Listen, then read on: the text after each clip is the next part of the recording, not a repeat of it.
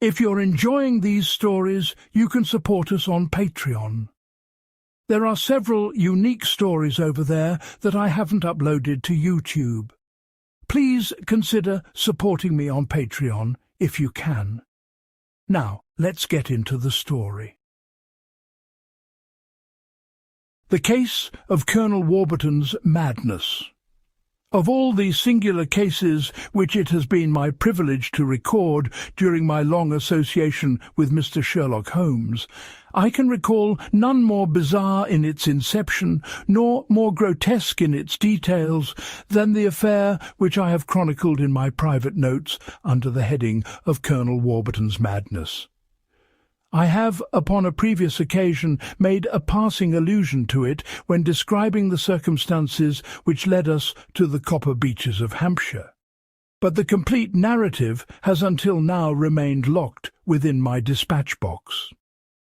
It is only recently, with the passing of the principal actors in that tragic drama, that the seal of secrecy has been lifted, and I am at last at liberty to lay the facts before the public. It was in the latter days of November in the year 89. A thick yellow fog had settled over London, pressing against the windows of our Baker Street sitting-room like the jaundiced face of some monstrous spectre.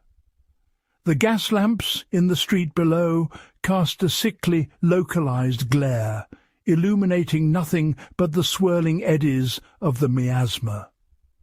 Within, however, the fire burned brightly, and the room was filled with the acrid scent of the shag tobacco, which my companion preferred.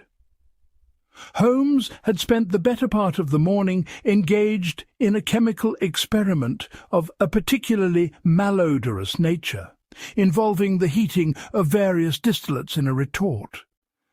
He sat now in his basket chair, his long thin legs stretched out towards the fire, his eyes half closed, and his fingertips pressed together in his customary attitude of reflection. I was deep in the pages of the E.A., attempting to ignore the pungent fumes that drifted from the chemical table.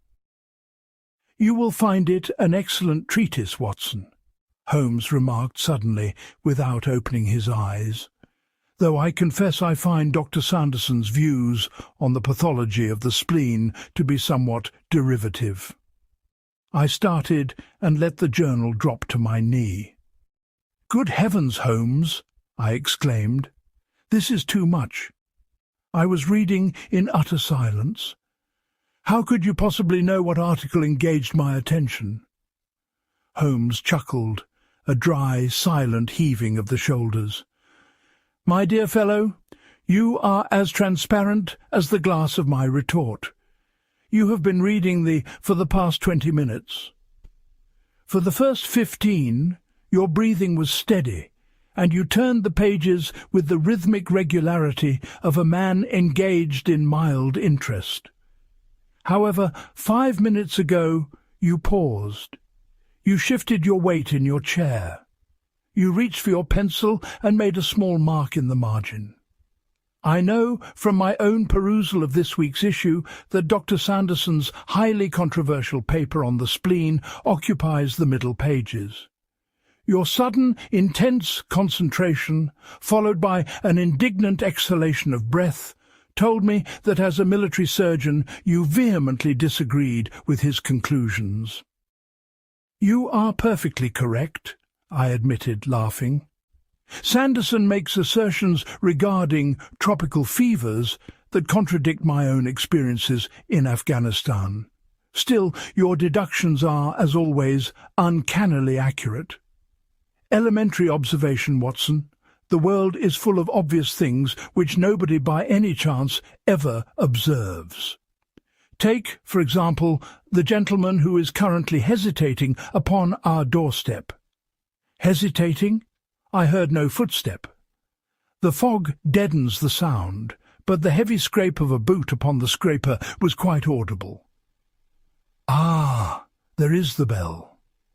If I am not mistaken, we are about to receive a visitor who will provide us with a problem far more stimulating than the pathology of the spleen."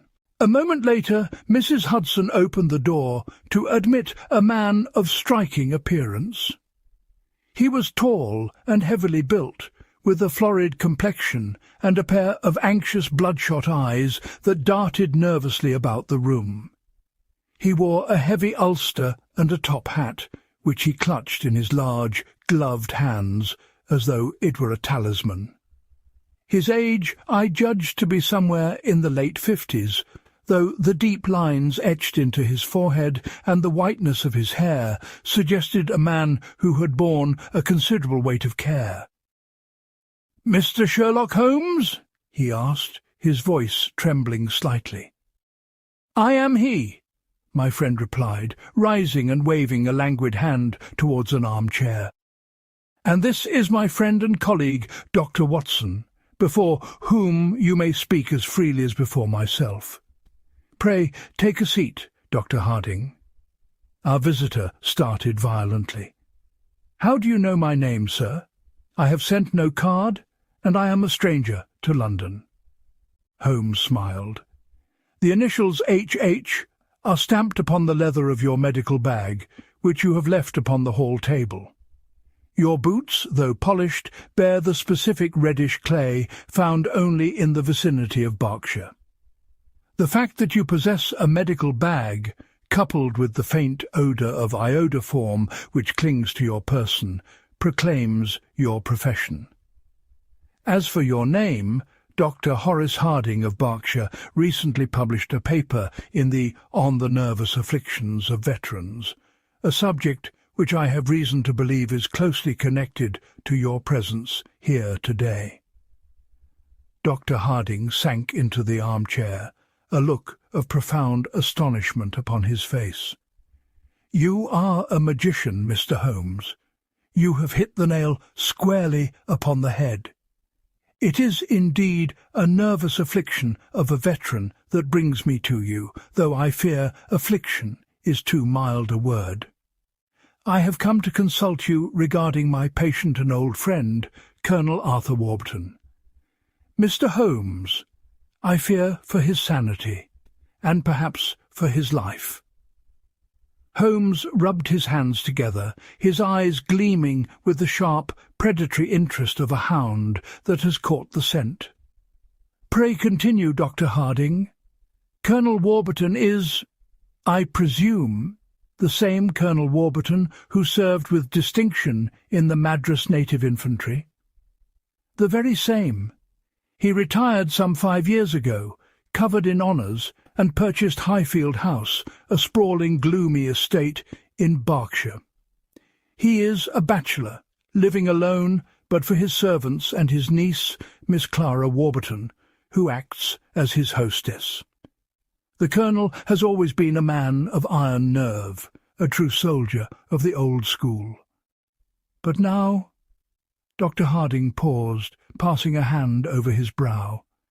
"Now he is a broken reed. He is convinced, Mr. Holmes, that he is being haunted, and by a ghost of a most peculiar and terrifying nature." "Haunted?" I interjected. "Surely a man of science such as yourself does not credit such tales." "I do not, Dr. Watson, but the Colonel does. And the effect upon his heart, which was already weakened by a bout of jungle fever in India, has been catastrophic. If this terror is not arrested, the man will die of fright." "A medical diagnosis of a supernatural problem," Holmes murmured, leaning forward. "Most intriguing. What is the precise nature of this haunting?" Dr. Harding took a deep breath.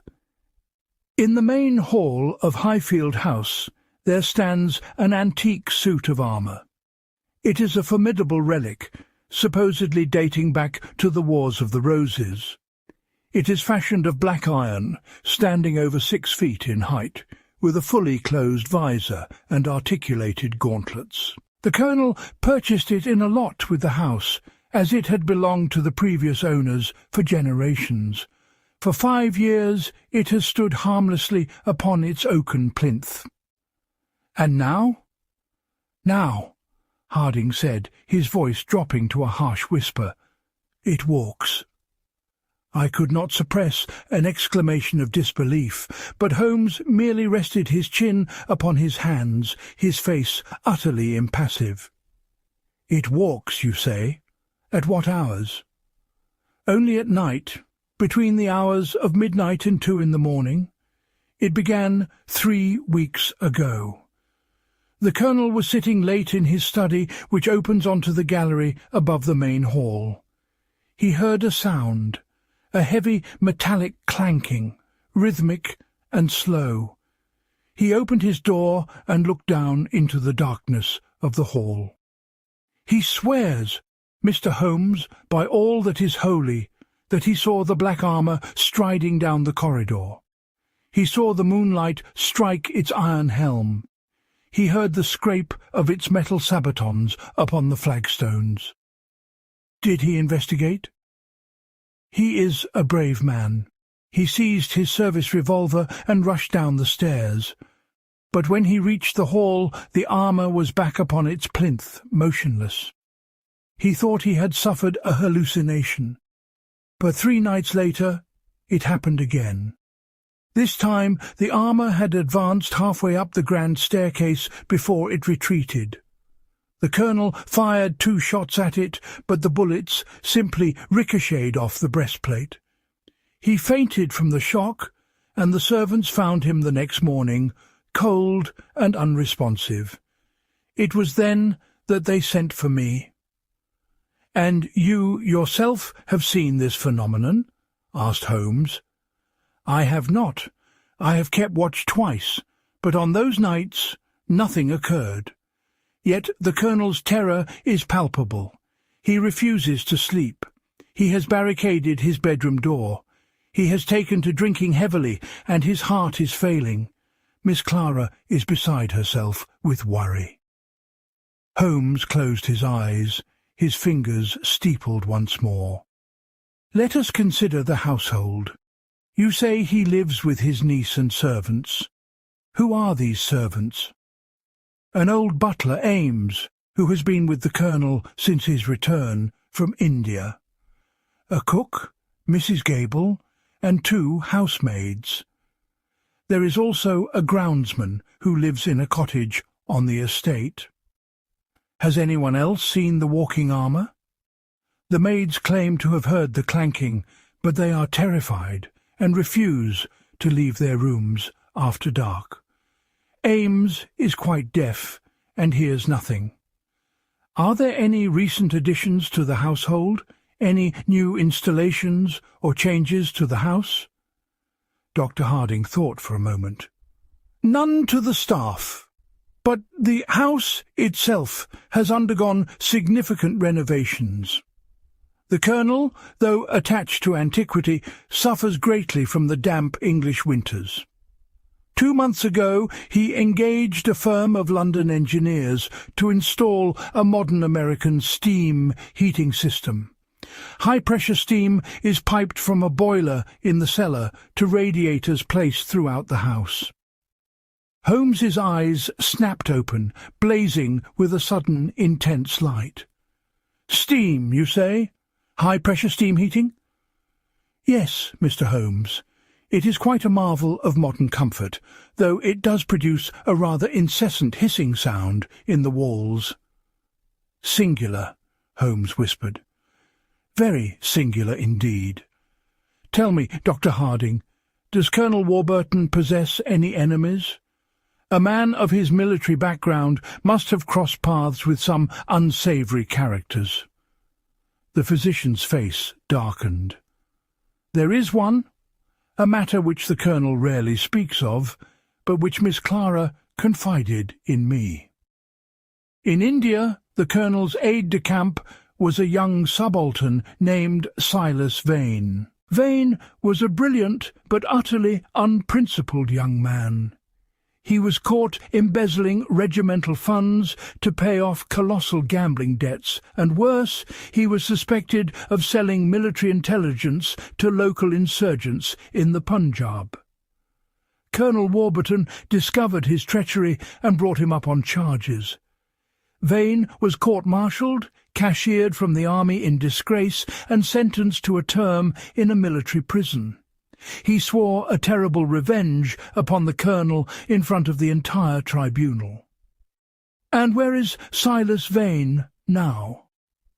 He was released from prison 6 months ago. The colonel received a letter shortly after, a letter containing no words, only a dried clipping of a highly toxic Indian nightshade. A death threat, plain and simple. "And the colonel's will?" Holmes asked sharply. "How is his estate disposed of?" "The bulk of his fortune, including a very handsome military pension which was somehow commuted into an annuity, goes to his niece, Miss Clara. However, there is a curious clause.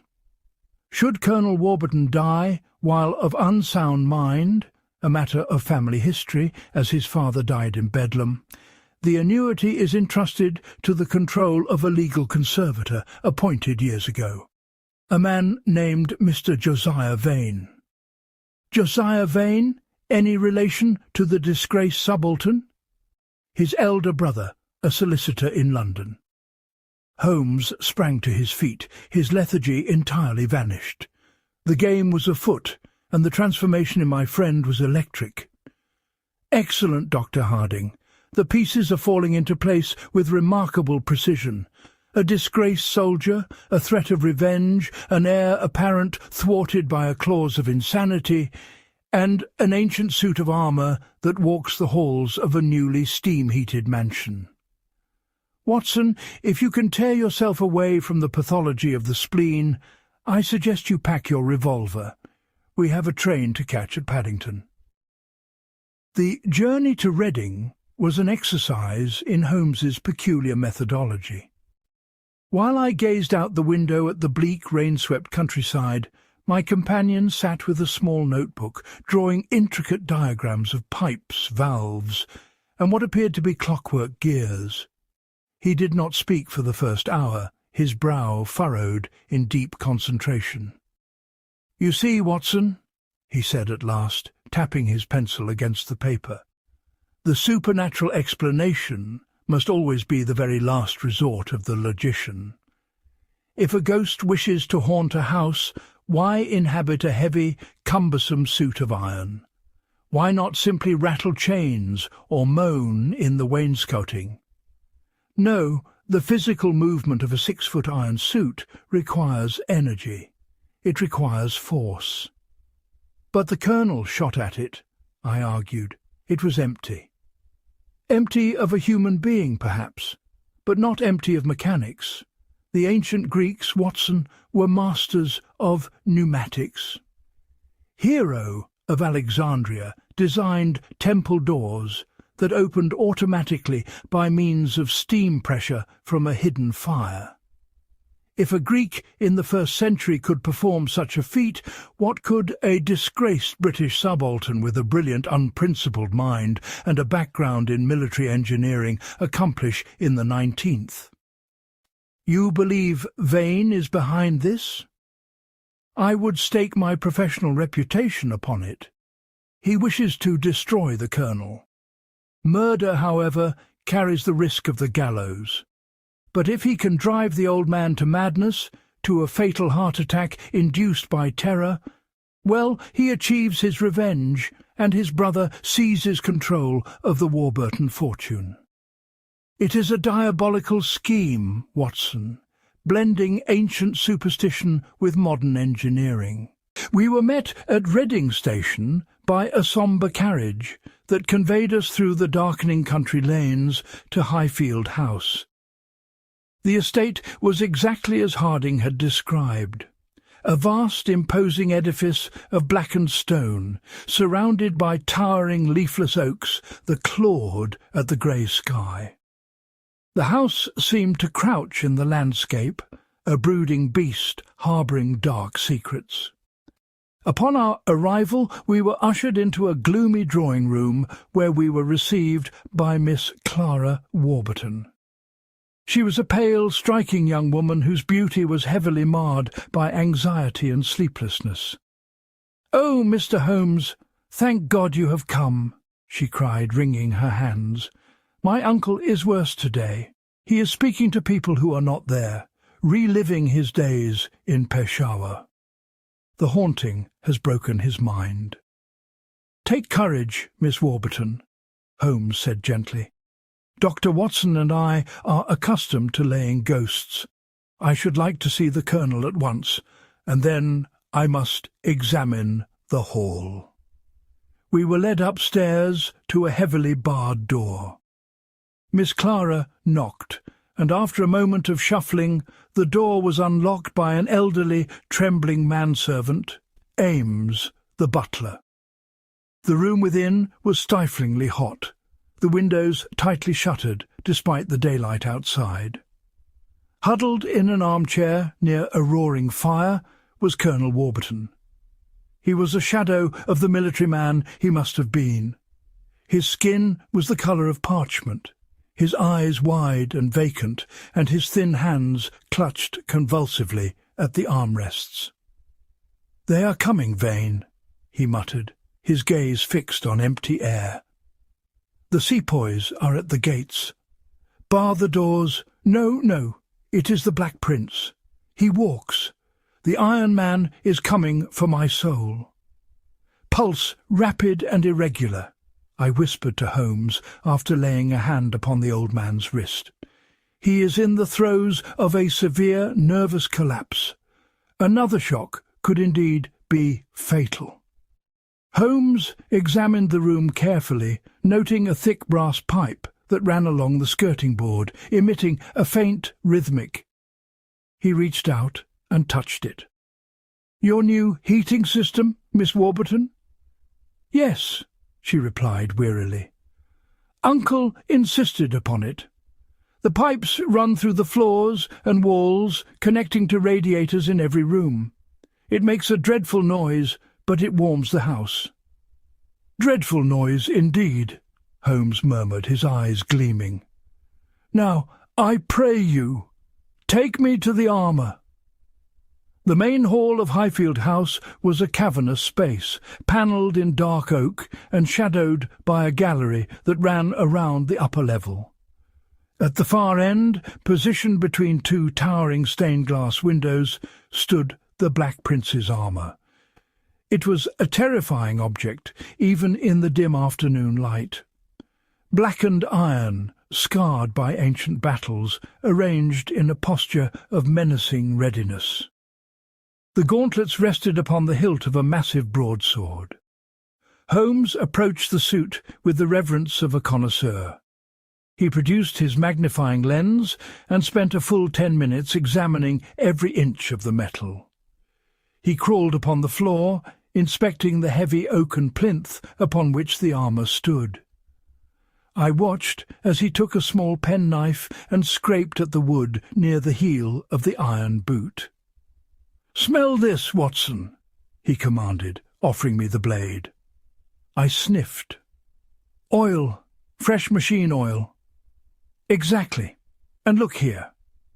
He pointed to a faint, scorched groove in the polished floorboards leading away from the plinth towards the centre of the hall. A track, carefully polished over, but visible to the trained eye. "And what do we have beneath the floorboards here?" He tapped the wooden floor with his walking stick. A hollow sound echoed back, followed by a faint metallic ringing. "The main steam pipe from the cellar," Miss Clara offered. "It runs directly beneath the hall to supply the upper floors." Holmes stood up, brushing the dust from his knees. His face was flushed with triumph. "The ghost is laid, Miss Warburton. Or rather, the machinery of the ghost is exposed. Tonight, Dr. Watson and I shall keep watch in this hall. I guarantee that by morning your uncle shall be free of his phantom." Miss Clara looked at him with a mixture of hope and disbelief. "You truly believe you can stop it?" "I believe nothing, madam, I know. Now, I suggest you remain in your quarters tonight. Keep your uncle calm. Administer a mild sedative if Dr. Watson permits it." I prepared a draught of chloral hydrate for the Colonel, ensuring he would sleep through whatever chaos was to unfold. As the house descended into the gloom of night, Holmes and I took our positions in the gallery above the main hall. We sat in darkness, hidden behind a heavy tapestry that afforded us a clear view of the armour below. I had my service revolver across my knees. Holmes held a heavy, loaded hunting crop. The hours ticked by with agonizing slowness. The silence of the great house was profound, broken only by the whistling of the wind outside and the incessant rhythmic of the steam pipes within the walls. It was a sound that seemed to mimic the beating of a mechanical heart. "Holmes," I whispered, as the grandfather clock in the corridor chimed midnight, "how does it work? How can steam make a rigid suit of iron walk?" "It is an exercise in applied pneumatics, Watson," Holmes whispered back, his breath tickling my ear. "The plinth upon which the armour stands is not solid wood. It is a hollow casing containing a high-pressure steam valve cleverly tapped into the main heating pipe beneath the floor. Within the joints of the armour, the knees, the hips, the shoulders, our ingenious Mr. Vane has installed a series of brass pistons and clockwork escapements. But the timing? The clockwork regulates the steam flow. Pressure builds in the system throughout the evening as the boiler is stoked. At a preset hour, midnight, the escapement triggers the valve. The steam is forced up through the plinth into the heel of the iron boot. The pressure drives the pistons in the right leg, forcing it forward along a groove track in the floor. A reciprocating valve then shifts the pressure to the left leg. The arms swing via a camshaft connected to the hip joints.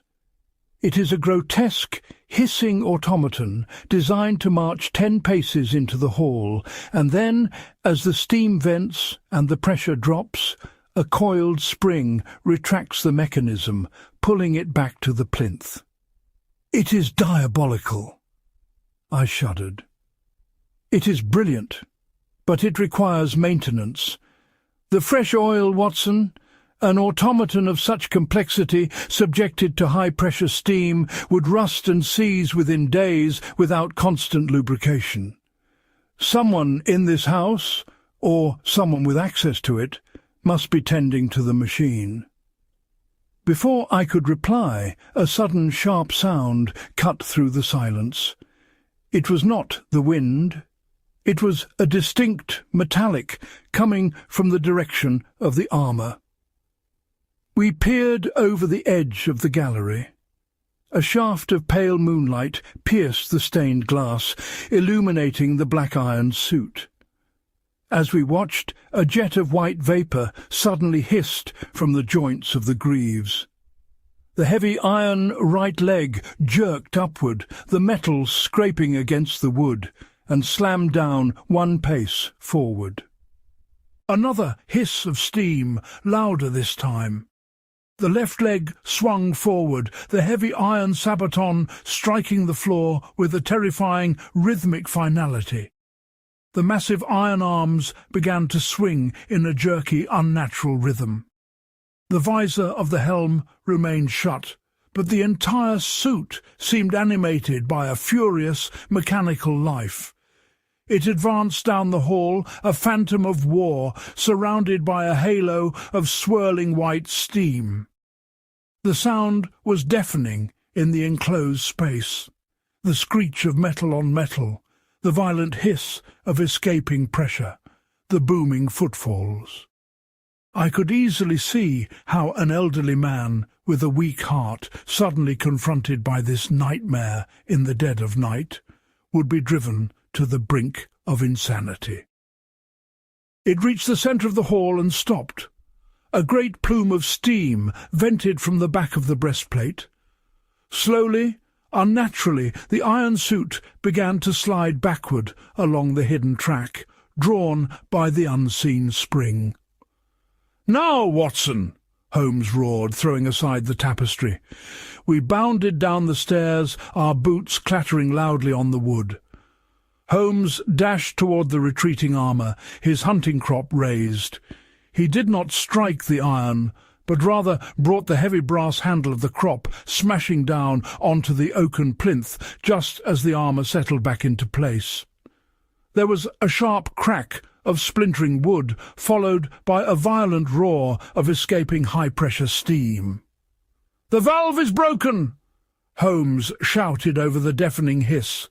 "The main line to the boiler room is open. Follow me, Watson. The engineer must be at the controls." We dashed past the shattered plinth, where the antique armour now hung limply, leaking vapour like a wounded beast, and hurried toward the servants' stairs leading to the cellar. The air grew stiflingly hot as we descended. The smell of coal smoke and scalding steam filled my nostrils. At the bottom of the stairs, a heavy iron door stood ajar. A flickering light emanated from within. Holmes kicked the door wide open, his eyes blazing, and we burst into the boiler room. The immense black iron boiler dominated the room, roaring with a fierce, red-hot intensity. Standing before the pressure gauges, desperately wrenching at a large brass wheel to control the sudden loss of pressure, was a man. He was tall and wiry, dressed in a soot-stained mechanic's overall, his face smeared with grease and coal dust. But beneath the grime one could discern the sharp, aristocratic features of a ruined gentleman. "Silas Vane, I presume," Holmes said, his voice cutting through the roar of the boiler like a knife. The man spun around, a heavy iron coal shovel in his hands. His eyes widened in shock and then narrowed into slits of pure malice. "Who the devil are you?" he snarled. "I am Sherlock Holmes, and this is my colleague, Dr. Watson. Your ingenious little plaything upstairs has been dismantled, Mr. Vane. The haunting of Colonel Warburton is at an end." Vane's face twisted into a mask of feral rage. "You meddling fool! You understand nothing. That old tyrant destroyed my life. He stripped me of my honour, threw me in a cage like an animal. He owes me his fortune, and I will see him rot in a madhouse to get it." With a terrifying roar, Vane lunged at Holmes, swinging the heavy coal shovel in a deadly arc aimed at my friend's skull.